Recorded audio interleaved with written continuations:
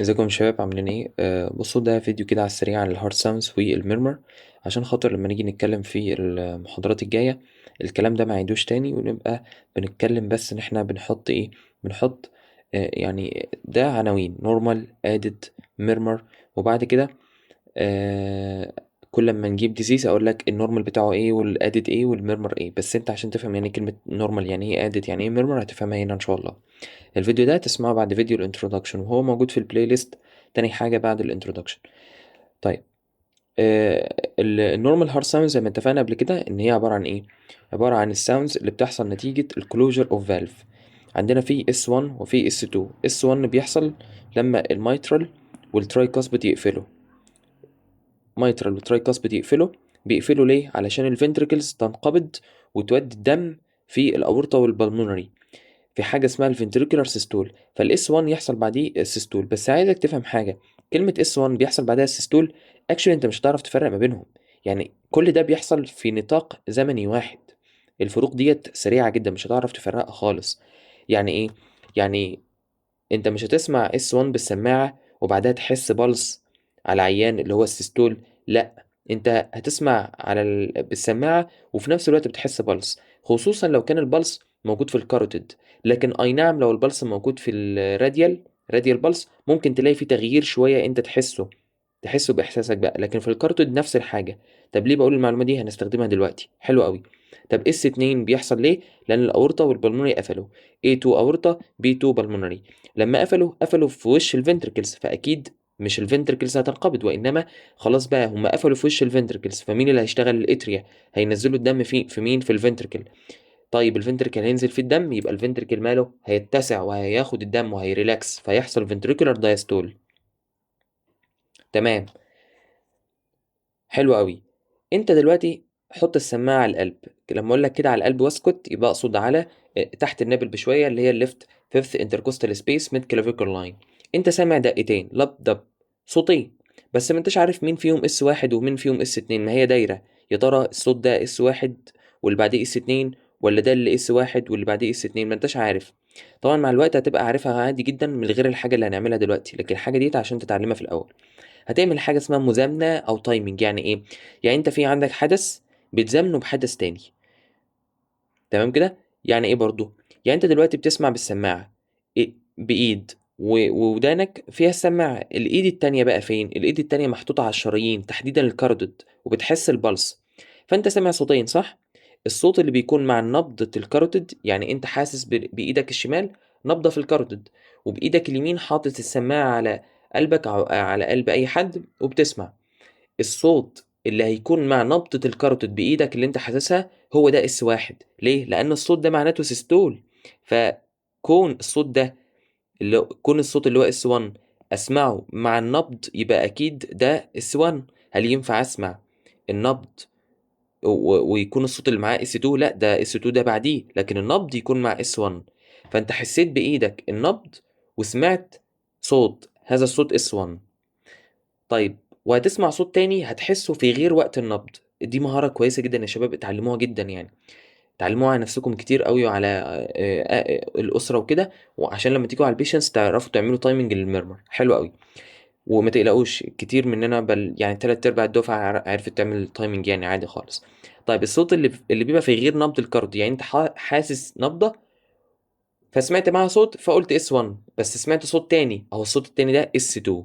يبقى الصوت اللي مع النبضة اس 1، اللي في غير النبضة اس 2. عشان ما ينفعش اقول بعد، هو ممكن يبقى بعد او قبل، فاهمني؟ فهو يعني اقصد اقول لك هو النبض هنا نبض معاها صوت بعدها صوت برضو، بس مش مع النبض. حلو قوي. ده النورمال هيرت ساينز يا شباب. في حاجه اسمها اس 3 واس 4. قد يكونوا نورمال، بس مش الاثنين. تقريبا اس 3 بس اللي ممكن يبقى نورمال في حالات البريجنانسي مثلا، لكن اس 4 دايما باثولوجيكال، والاثنين ممكن يكونوا باثولوجيكال. طيب اد الساوندز. اد الساوندز يعني ايه؟ يعني اصوات غير الاصوات الطبيعيه للقلب اللي هي بتحصل نتيجه الفالف كلوجر. ما هياش بتحصل نتيجه الفالف كلوجر، بتحصل نتيجه اسباب اخرى، وغالبا اسباب باثولوجيكال.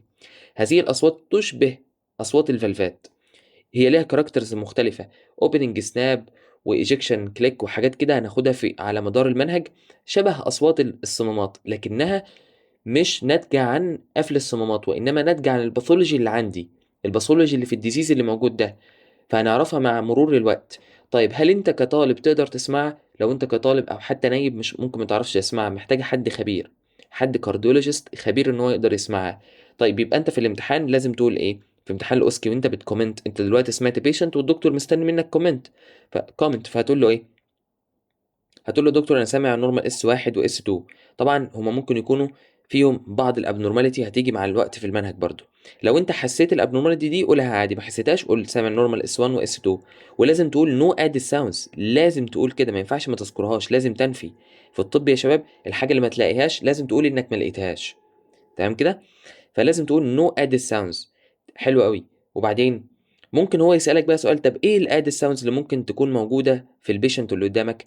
هتقول له الاد ساوندز بتاعت المرض اللي انت حسيته على هذا البيشنت، او اللي انت شخصته لهذا البيشنت، لانك سمعت ميرمر، والميرمر هي اللي شخصت لك. تمام. فالادي ساوندز هتيجي مع الوقت. كلمة ميرمر يعني ايه؟ يعني turbulence في البلاد فلو inside the heart. ميرمر ديت علامة ساين، اتس ساين بتسمعها بالسماعة بالستيثوسكوب، بتحصل نتيجة turbulence في البلاد فلو، بس هذا التربلنس جوه الهارت، لأنه لو بره الهارت في الشرايين العادية بنسميه بروي، لكن هو جوه الهارت. طبعا يعني مثلا نعمل هنا كو اركيتيشن في اورطة، دي غلط، ديت ما بتكونش ميرمر، بتبقى بروي. طبعا هو ممكن يعمل ميرمر بس في حتة تانية غير المكان اللي فيه الكو اركيتيشن، يعني المكان اللي فيه الكو اركيتيشن اللي هو الناروينج اللي بيحصل فيه الديسندنج اورتا، هذا الناروينج بيعمل بروي. طيب مع الوقت هتيجي، يعني الميرمر دي ممكن اسمها نتيجة ستينوزس ريجيرج. الاستينوزس اهوت، يعني مثلا في فالف، لا ده هو بقى ستينوز شوية فحصل تيربنس في البلاد فلو. طب لا ده هو في فالف بس بدأ بعد ما قفل راح فاتح تاني، فالبلاد راح رادد فحصل تيربنس في البلاد فلو، هذا التيربنس اسمه ميرمر.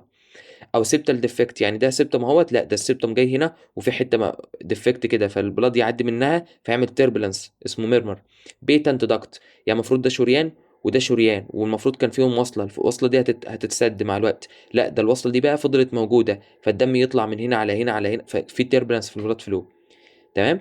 الكومنت بتاع الميرمر بيبقى انك تقول الميرمر دي امتى. ما هو الميرمر انت سامعها، يا ترى انت سامعها مع اس 1 ولا اس 2؟ يا ترى انت سامعها مع النبضه ولا مش مع النبضه؟ فانت لازم تعمل تايمنج عشان تقول الميرمر دي سيستوليك ولا دايستوليك.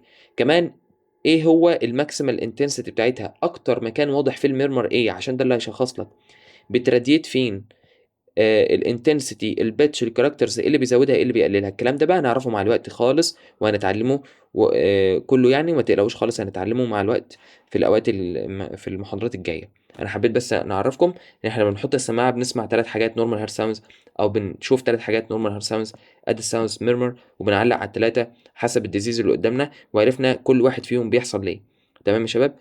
بس كده، والسلام عليكم ورحمه الله وبركاته.